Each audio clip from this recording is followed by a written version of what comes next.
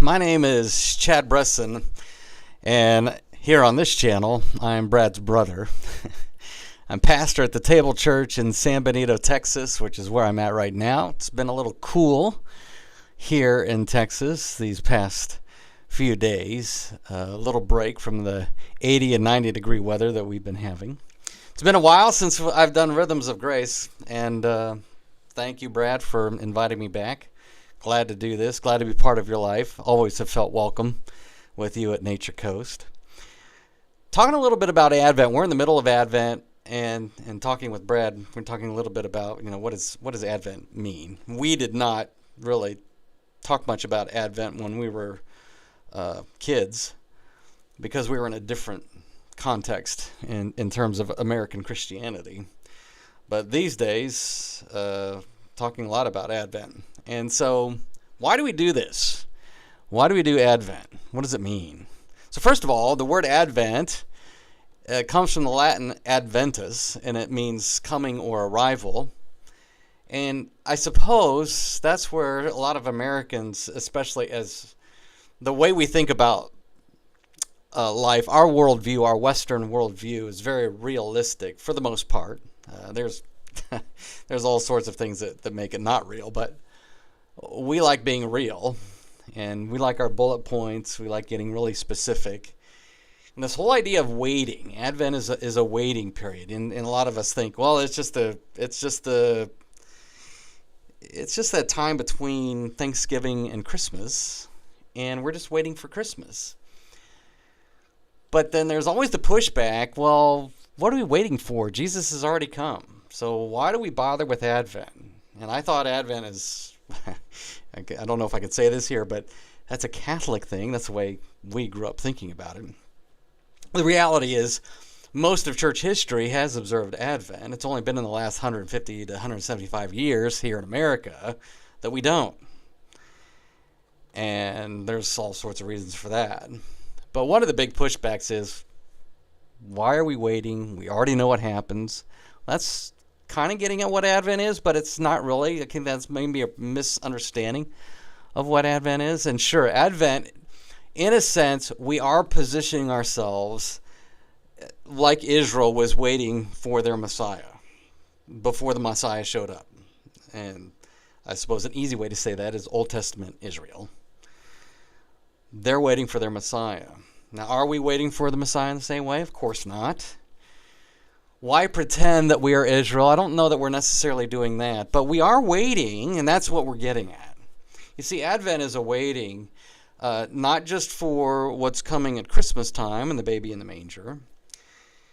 It is waiting for the second arrival, and we certainly are waiting for that, and Advent forces us to slow down once a year and think about our world in an honest fashion. See, Advent is all about the already not yet. It's all about being honest that the world we live in, it's not supposed to be this way. But then Advent reminds us it's not always going to be this way. We wait for the arrival of Jesus. We were waiting for his second coming. So the Advent isn't pretending that Jesus hasn't come, because he has come, because he was this baby in a manger. We could be honest about the fact that we live in a broken world. We live messed up lives. Life isn't hunky-dory. And we're waiting for Jesus to come and make everything right, make everything perfect. So it's not, I've heard it said, this is just kind of dumb that we pretend. Well, we're not pretending. We are waiting. By the way, there is a verse, Romans 8. This is kind of what Paul's getting at in Romans 8. And there's a lot we could say, because there's a lot of misunderstanding about what he's saying in Romans 8. But there is this sense that we're waiting. Romans 8:25 says, we hope for what we do not see. We eagerly wait for it with patience. Now, we don't normally put waiting and eager in the same sentence. We wait in line. We wait in line at Walmart. We wait in line at the DMV. Boy, that's a wait, isn't it? You're trying to get your driver's license renewed, trying to get your picture taken just so you can get on with your day. That's waiting. Nobody's eager to do that.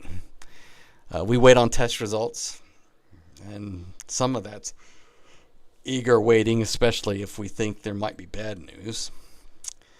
We wait in traffic. That's not eager waiting. But Paul is saying, look, we are eagerly waiting for Jesus. We wait for him to return and make all things new and to make everything right with patience. That is Advent. Advent allows us to tell the truth about our lives. And Paul's saying, we hope for what we cannot see. It means there's a gap.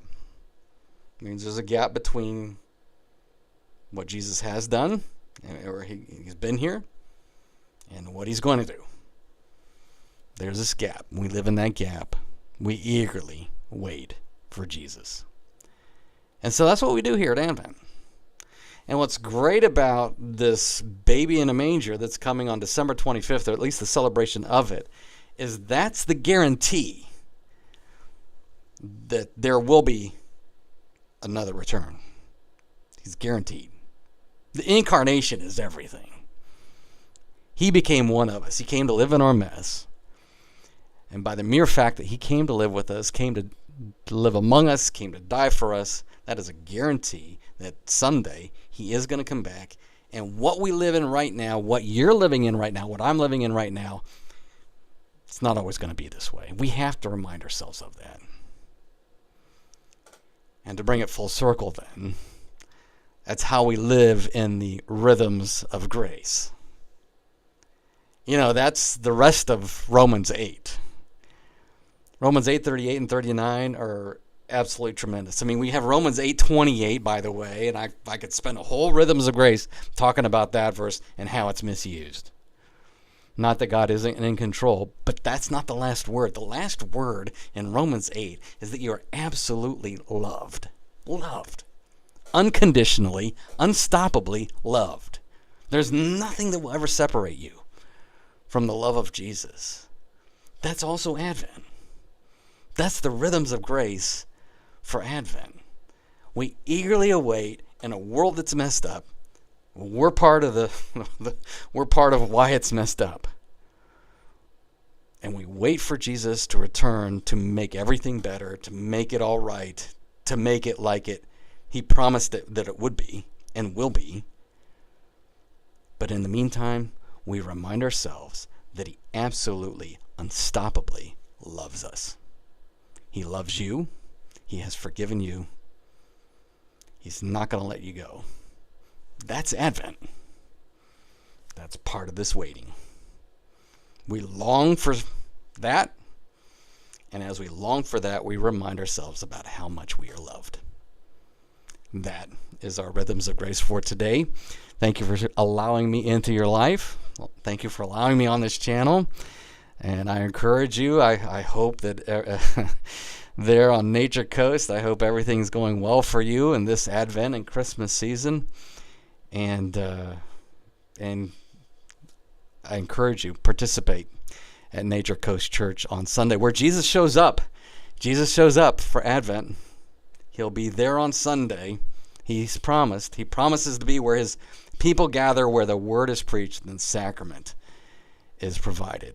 And he's going to do that for you during Advent this season. That's Rhythms of Grace.